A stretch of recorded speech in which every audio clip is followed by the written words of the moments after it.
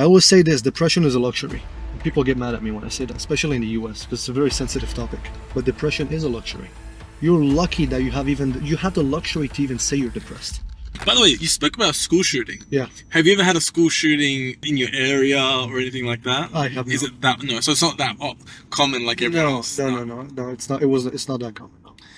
I read a stat where it's like every 17 minutes there's a school shooting. I was like, no, surely not.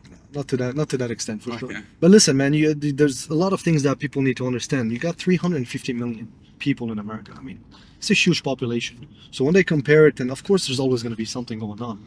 So it's up to the news to decide, hey, do we want to create fear and just put it out there, or do we want to kind of, hey, no big deal, shit happened, and then move on? So yes, but then you've got double that in Indonesia. You've got quadruple that in China. Yeah. They don't really do that. I think there's a lot of crime in China. I think they just don't put it on the news. But is there school shooting in China? No, I don't think there. I mean, maybe there are. I don't know, but I don't think so. I think that America has, because they've been promoting all these serial killers and school shootings and people. They made it cool, and then it's always a depressed person living in her mama's basement, playing video games, smoking weed, that had no life. See, the system is broken. It's got nothing to do with the guns. It's the way people are raised. It's the way people are educated. Everybody is raised on an iPad.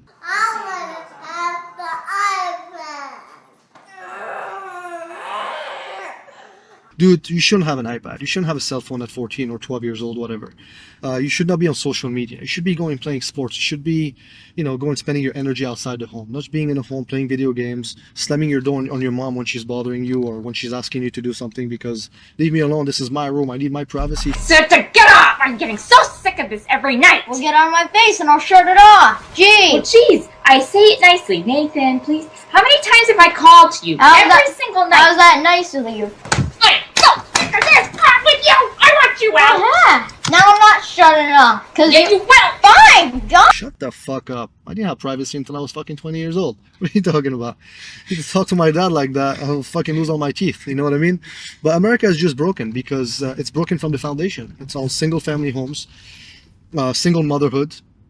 Single moms are raising all these criminals. If you look into it, all the stats, I think the stats were 90% of people in prison were raised by a single mom in America, and that by itself should tell you everything.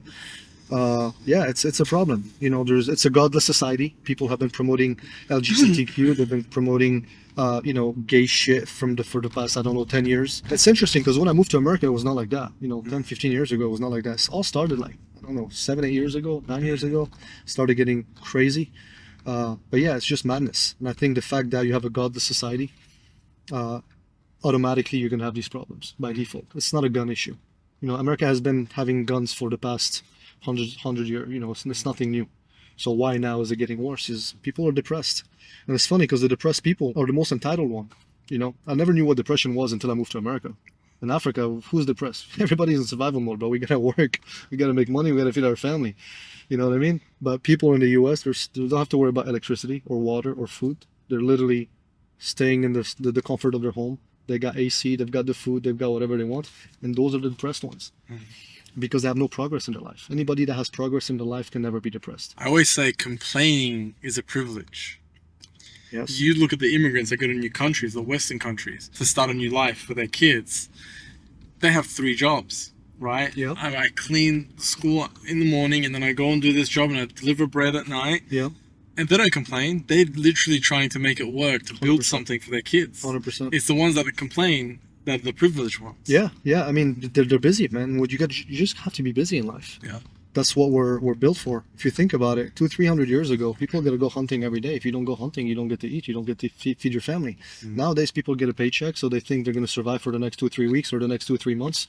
They got enough money. They chill. They take it easy. They play video games, smoke weed, have fun, go party, go drinking, go do drugs, and that's their lives. And they wonder why they're depressed. They have no progress. They don't make any progress. So I always say this: depression is a luxury. And people get mad at me when I say that, especially in the US, because it's a very sensitive topic. But depression is a luxury. You're lucky that you have the luxury to even say you're depressed. We don't even know what that means overseas. What are you talking about? So, yeah, depression is a luxury. So I agree with you. Complaining is a luxury.